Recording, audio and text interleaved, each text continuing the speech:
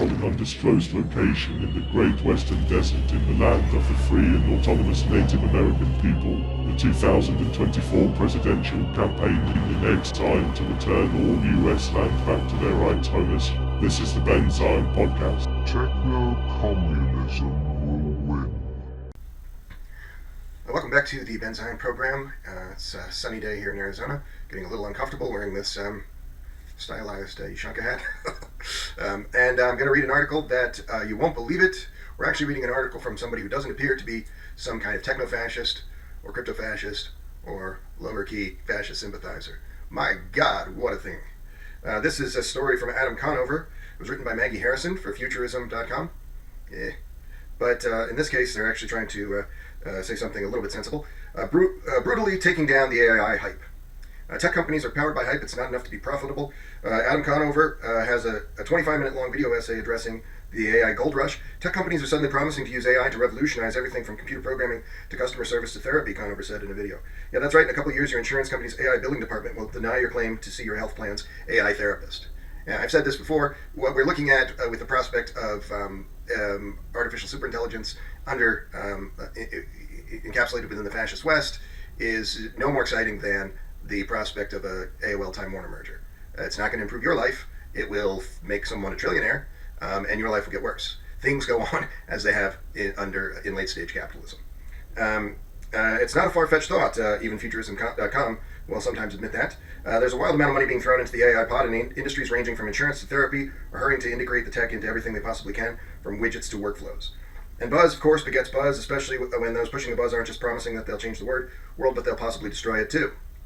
Yes, this is not a problem in a world that can sustain artificial superintelligence or will tolerate transhumans among them, not hidden. Is we don't live in that world.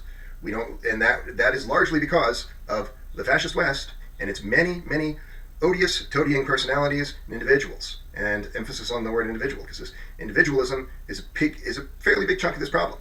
But the problem is institutions and your lack of support for a humane and sustainable economic system, all of your unwillingness to fight for that. That is why all of this seems like something that could destroy the world, because this is what happened in the 20th century. There were a lot of times when somebody said, what if we send rockets up into space? And somebody said, I've given this some thought, and if you send some rockets up into space, there's a chance you might ignite the atmosphere. And so they did some more careful study and research and realized that they wouldn't ignite the atmosphere, and up goes the rocket. They said, we're going to accelerate some particles with the particle accelerator. And somebody said, given this a little thought, and I'm wondering if you're not going to rend the fabric of time-space. And so they did a little more study, and they said, they're not going to render the fabric of time-space, let's do it. So we did all of these borderline psychotic things in the 20th century. Did it work? Were we successful? No, because technology, industrial technology, but technology nevertheless, is still killing the planet. And you're going to give these people who are heavily invested in still killing the planet greater and greater power. That is your problem. The problem is not whatever bullshit these morons, along with Elon Musk and Eliezer Yudkowsky, are talking about. The problem is capitalism. And some people who don't work in tech, for the most part, are sometimes willing to say this. But the Adam Conover is a very rare individual in the United States, a country with probably about 300 million fascist sympathizers, not including small children. It's all bullshit. This fear is a tech bro fantasy designed to distract you from the real risk of AI, that a bunch of dumb companies are lying about what their broken tech can do so that they can trick you into using a whole version of things we already have, all while stealing the work of real people to do. That's fair. People who criticize tech from the left, sometimes they dunk on me, and I say, you know what, you're a communist. I'll take the L on that one. People who are not fighting for a humane and sustainable economic system, who do not subscribe to either basically the communist or techno-communist worldview, the Marxist tech acceleration this worldview that I attempted to articulate on this program in many episodes. You can watch about 30 hours about this. If they're not doing those two things, you can eat shit. You're a part of the problem. Much more so than a person who maybe is not seeing any grand techno-utopian vision like our friend Adam Conover. But whether you agree with Conover that his chatbots are basically just typewriter monkeys or find yourself on the other side of the spectrum, believing that humanity will eventually fall while superhuman AIs take over the world, technofascism takes over the world. It's already happening. It's just been happening in slow motion, and you all have blinders on about that, and you're all sleepwalking into any number of horrible situations under the Fascist West. Believing that humanity will eventually fall while superhuman AIs take over again, who's controlling these superhuman AIs? Not workers. If this were a distributed product controlled by workers, you wouldn't even be talking about a scary thing. The hype cycle itself is real either way. After all, even companies with no discernible product are raising millions simply by whispering the word AI. And where there's a hype cycle, everyone, regardless of actual substance, wants in. A frenzy that has the power to transform terms like AI into more than investor-hungry marketing language, according to the comedian. Artificial intelligence is a real field of computer science that's been studied for decades, and in recent years, it's made major strides. But I'm not talking about that kind of AI. I'm talking about the marketing term AI that tech companies are using to hype up their barely functional products, so they can all jack up their stock price. A lot of tech companies don't really deliver much in the way of a product, and insofar as they're talking about the necessity for money, we're talking about casino capitalism, a lot of smoke and mirrors. What are they really doing? What does the United States really make? Is a good question. We make bombs. We make lies. Somewhere in that disturbing Venn diagram is the tech business. See, tech companies are powered by hype. It's not enough to be profitable. Conover's essay covers a lot of ground, from Tesla's autopilot to Microsoft's Bing Chat and more. But again, regardless of whether you generally agree with his pessimism or consider yourself an AI optimist, you should not be an AI optimist unless you are a revolutionary communist ready to dismantle this unsustainable and inhumane set of systems. If you're not advocating for that, if you're not putting together a plan to bring many, many people together to that end, you have no right to call yourself any kind of optimist. You are a person with your head way up your ass. Is Adam Conover a revolutionary communist? He probably doesn't know the first thing about communism. He's probably the kind of person that Van Zyne was a few years ago. But I don't know. Maybe he's got the right idea. Experts have already rung the alarm bells. Francois Chalet, one of the world's most respected deep learning researchers, has notably expressed concern over what a largely unfounded hype bubble might ultimately mean for the field of AI. And while some folks out there may have some real gold in their hands, a lot of companies are arguably just slapping some gold paint on pretty basic, less than earth-shifting tech. In short, whether you're an AI pessimist, optimist, or somewhere in between, it's a good time to be wary of what exactly is being marketed to you and how groundbreaking it actually is. Or is it just a half-baked cash grab? I was thinking about this photo I saw, and it's a photo from DALL-E Mini, OpenAI early product, now Crayon, and DALL-E Mini has DALL-E 2 is a better product, and it was a very, very bad picture of Donald Trump looking something like cartoon character Kirby, and Barack Obama shooting a basketball, looking like not Barack Obama at all. And then it showed the evolution in 1 year's time of photorealistic Donald Trump and Barack Obama enjoying a nice game of basketball. That's in 1 year. And, I've been reading about, I like videography. You might not be able to tell from the production values of the show.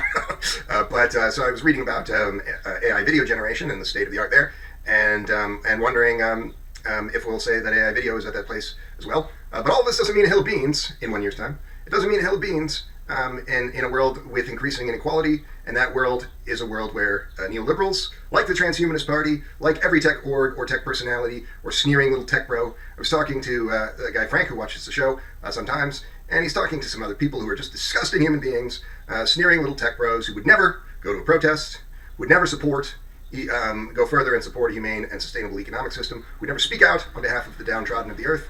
There are a billion human beings who are heavily underutilized general intelligences by any estimation. And that number should be considered to be almost everyone, not just 1 in 8. There are a billion human beings who are underutilized general intelligences who you don't care about. You don't care that those billion people have, in some point in their life, not having enough clean water or food or place to live. You're not interested in general intelligence. You're interested in whatever sleight of hand and mechanical Turk gag is being fed to you by a bunch of techno-fascist hucksters at any given moment.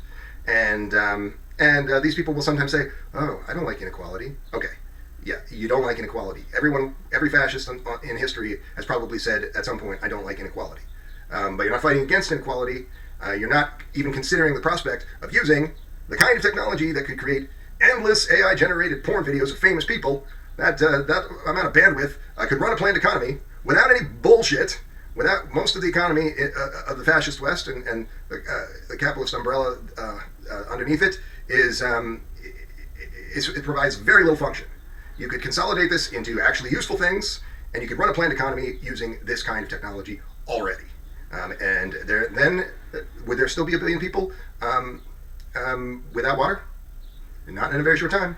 But that would require revolutionary action on our parts. It requires defeating elitists and people who are who see that 25 million people die every year for lack of adequate resources under capitalism. And capitalism doesn't do this because it wouldn't be able to provide those basic necessaries and others that I described. It does this because it only cares about the ruling elites and private wealth in a small number of hands. And that system would not be that difficult. It would not be that difficult to put an end to.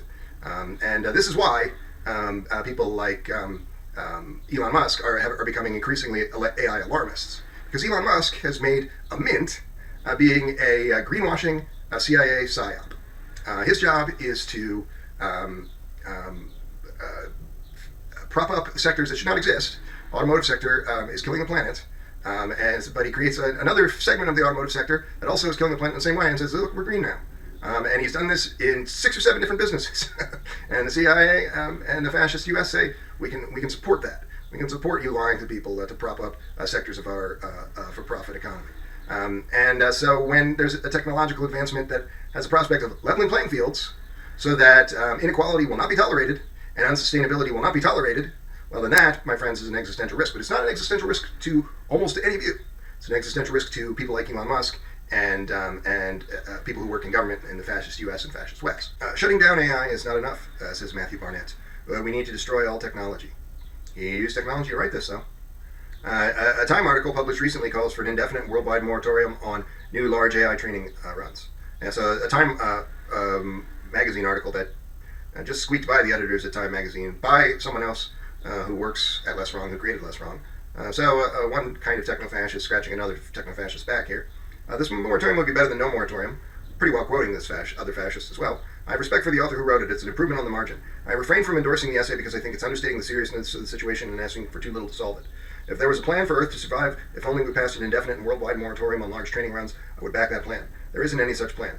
Here's what would actually need to be done. All human technology needs to be destroyed. There can be no exceptions, including for sharpened stones and hand axes. After everything is burned, we must then forget how to create fire. If a single exception is made, that increases the probability that civilization will be recreated within the next millennia and new large AI training runs will be started. If I had infinite freedom to write laws, I would carve out a single exception for technologies that prevent human diseases, like knowledge of germ theory. But if that were remotely complicating the issue, I would immediately jettison that proposal and say to just shut it all down. I've said this to people before, that I do not really tolerate anarchist thought anymore, but if I met an anarcho-primitivist who was a radical life extensionist and who was thought that the only technology that human beings should develop is beneficial medical technology and none other, I would respect that person more than other anarchists who largely are just people of the liberal class running interference for the establishment against revolutionary communists. Shut down all the roads, melt all the cars, burn down all the tables and all the books. Yeah, they're really doing good work over there at Miri and Less Wrong.